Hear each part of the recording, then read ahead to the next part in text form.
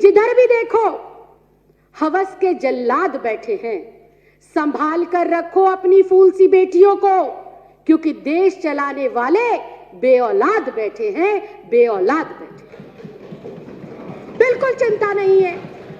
आज देश में महिला सुरक्षा पे तो महिला सुरक्षा बेतुकी बातें हैं। महिला सुरक्षा बेतुकी बातें लगी आपको?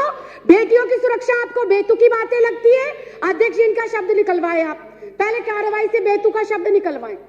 मैं आपको शर्म आनी चाहिए।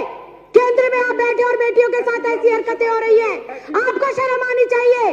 अगर किसी बेटी के साथ अत्याचार होता है और उसके खिलाफ कोई प्रोटेस्ट करता है तो आपकी दिल्ली पुलिस उसको उठा के जेल में डालती है।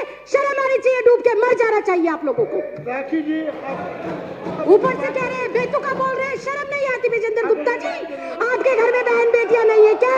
आपकी कोई बेटी नहीं है क्या? आप किसी के बेटे बाप नहीं है क्या? आप किसी के भाई नहीं है क्या? शर्म आनी चाहिए, डूब कर मर जाना चाहिए आप लोगों को। राखी जी प्लीज, माननीय सदस्यगण प्लीज, राखी जी कंटिन्यू करें। अध्यक्ष जी, मैं दोबारा इस बात को दोहराऊंगी, जिधर भी देखो हवस के जल्लाद बैठे हैं, संभाल कर रखो अपनी फूल सी बेटियों को, क्योंकि देश चलाने वाले बेऔलाद बैठे हैं, बेऔलाद। अध्यक्ष जी, आए दिन चाहे छोटी बच्ची हो, चाहे 27 साल की डॉक्टर हो, चाहे 56 साल की बुजुर्ग महिला हो, हर कोई हवस का शिकार बन रहा है, हर कोई रेप का शिकार बन रहा है। लेकिन सियासत में बैठे इन सियासतदानों को कोई फर्क ही नहीं पड़ता। कोई फूल सी बच्ची को नोच ले, कोई युवा बेटी को जिंदा जला दे, कोई बुजुर्ग महिला को नोच डाले, लेकिन इन सियासतदानों को फर्क नहीं पड़ता। ऐसे में सवाल उठता है कि देश जा किस ओर रहा है? देश की ये 50% जो आबादी है, इसको सुरक्षा मिलेगी कैसे? ये बड़ा सवाल है। और अध्यक्ष जी, देश की इन बेटियों को, देश की इन महिलाओं को, देश की इस आधी आबादी को सुरक्षा जब मिलेगी जब केंद्र में बैठी हुई सरकार की मानसिकता बेटियों के सम्मान में हो, जब केंद्र में बैठी हुई सरकार की जो सोच है वो महिलाओं को सम्मान देने की हो।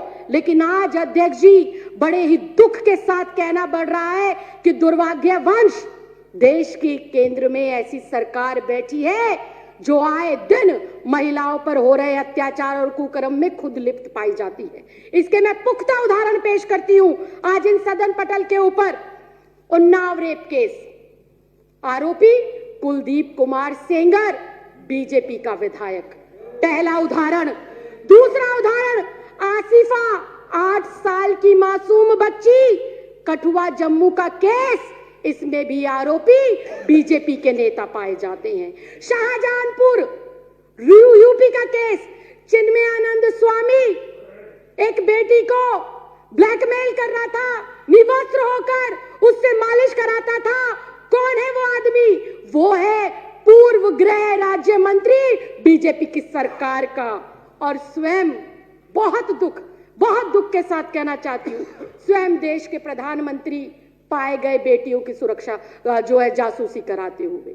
स्वयं इस देश का गृह मंत्री नामजद तरीपाल रह चुका है। ये मैं नहीं कह रही, ये मेरे देश का कानून कहता है, ये मेरे देश के न्यायालयों ने और जजों ने कहा है। ये राखी बिरलानी आम आदमी पार्टी नहीं कह रही है। अध्यक्ष जी, ये इतना गंभीर मामला, देश की आधी आबादी आज बाहर निकलते हुए ये सोचती है कि मैं वापस आऊंगी या नहीं आऊंगी। आज हमारे माँ बाप, हमारे भाई बहन, हमारे रिश्तेदार, जब मेरी जैसी बेटियां अपने काम पर पढ़ने के लिए, लिखने के लिए जाती हैं तो पता नहीं होता कि किस परिस्थिति में वो बेटी वापस आएगी। कंक्लूड करिए। बिल्कुल अध्यक्ष जी। अध्यक्ष जी, बुधवार 27 नवंबर की रात को दिल दहलाने वाला घटना हैदराबाद के अंदर हुआ। एक 27 वर्षीय डॉक्टर का स्कूटी खराब होता है और उसको मदद के बहाने 4 लोग घेर लेते हैं और उसके साथ गैंगरेप होता है, उसे जला दिया जाता है। इतनी हृदय विदारक घटना अध्यक्ष जी, मेरे मुंह से शब्द नहीं निकल पा रहे, क्योंकि मैं स्वयं भी एक लड़की हूं और कभी कभी किचन में खाना बनाने का मौका मिलता है। गलती से गरम कढ़ाई को छू लेते हैं अध्यक्ष जी, तो अगले 2 दिन तक उंगली दर्द करती है। उस बेटी को जब जलाया गया होगा, अध्यक्ष जी, हमारी जैसी बेटियों की आत्मा कैसे आज कुलमिला रही है, आप समझ भी नहीं सकते। और ये सामने बैठे हुए बीजेपी के लोग कहते हैं कि किस तरह की बेहुदगी की जा रही है। अध्यक्ष जी, इसके खिलाफ कोई ना कोई कार्रवाई जरूर होनी चाहिए। और ऐसे में जब दिल्ली के अंदर एक अन्नू नाम की लड़की उसके खिलाफ आवाज बुलंद करती है, अकेली वो अपनी हिम्मत जुटाकर धरना देती है, तो वही केंद्र शासित जो दिल्ली पुलिस है उस बेटी के साथ बर्बरता पूर्व जो है काम करती है, उसको मारती है, पीटती है और जेल में डाल देती है। तभी उसका संज्ञान लेते हुए दिल्ली महिला आयोग की अध्यक्ष जाती है और उसकी मदद करती है। अध्यक्ष जी, कहने को बहुत कुछ है, लेकिन मैं एक बेटी होने के साथ साथ, एक महिला होने के साथ साथ एक महिला जनप्रतिनिधि भी हूं, और मुझे नहीं पता कि 7वीं विधानसभा में आने का मुझे मौका मिलेगा या नहीं मिलेगा, लेकिन जितना समय और जितना प्यार जनता ने हमारी सरकार को दिया, मैं आज गर्व से सीना चौड़ा कर कर और अपनी गर्दन को खड़ा कर कर ये कह सकती हूं कि मेरी सरकार ने ना सिर्फ महिला सम्मान के लिए काम किया, बल्कि महिलाओं को सुरक्षित करने में भी बहुत महत्वपूर्ण कदम उन्होंने उठाए हैं। अध्यक्ष जी, हमारी सरकार ने महिलाओं की सुरक्षा हेतु 2.5 लाख से अधिक 2.5 लाख से ज्यादा सीसीटीवी कैमरे लगाने का काम करा। ये विश्व में पहला ऐसा राज्य है जहां पर चप्पे, चौक, चौराहे, गली, नुक्कड़ के ऊपर महिला सुरक्षा हेतु सीसीटीवी कैमरे लगाए गए।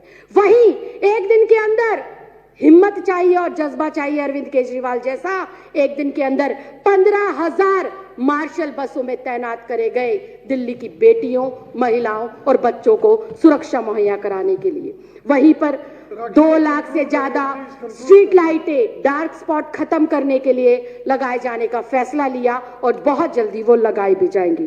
दिल्ली महिला आयोग ने पिछले चंद सालों के अंदर कई दशकों से पेंडिंग पड़े हुए केसेस को तुरंत निपटाया और पीड़ित महिलाओं के घर पर पहुंचकर उनको सुरक्षा मुहैया कराई और उनको सहायता देकर उनको न्याय दिलाने का काम करा।